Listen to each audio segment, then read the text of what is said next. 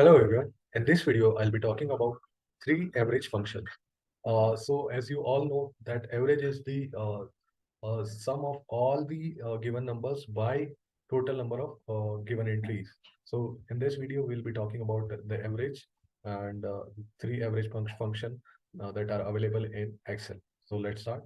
So first one we will be doing is calculating the average of all units sold.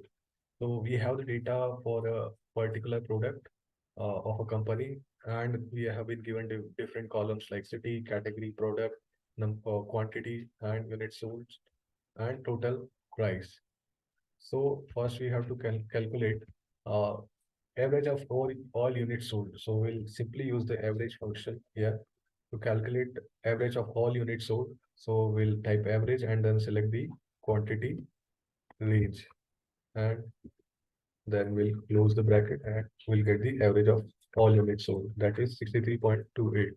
Now, second average we have to calculate is average of all units sold in Boston City. So we have been given a condition that we have to calculate only average of products sold in a particular city, that is Boston. So we'll use Averageif function to do calculate the average of units sold in Boston. So first we have to select the range. So we'll select the city range because we have to calculate average for a particular city. Then we have to input the criteria. The criteria is that the city should be Boston. Then that will select, and the last input is of average range. So we'll do that by selecting the total number of quantity sold. Then close the bracket. We'll get the average of units sold in Boston, that is 64.20. We can validate this by filtering the Boston city, and then we'll select all the products sold or number of products sold. And here we can see that the average is 64.20. Next is we have to calculate average of units sold in when the city is Boston and the category is cookies and the product is chocolate chip. For this, we have to use average ifs. So we can input only one condition in average if, but for multiple criteria or condition, we have to use average ifs. So I'll write the formal function, and we have to select the average range, that is total number of quantity sold. So we'll select that column. Now we have to write the first criteria range. So we'll select the city column, and then we have to give the criteria. So the criteria is that city should be Boston.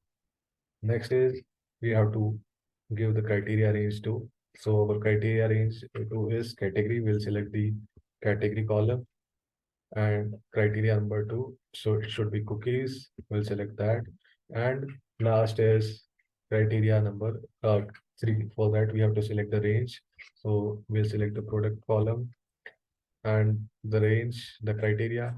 So our criteria is the product should be chocolate chip. So we'll select that, and then we'll close the bracket and enter.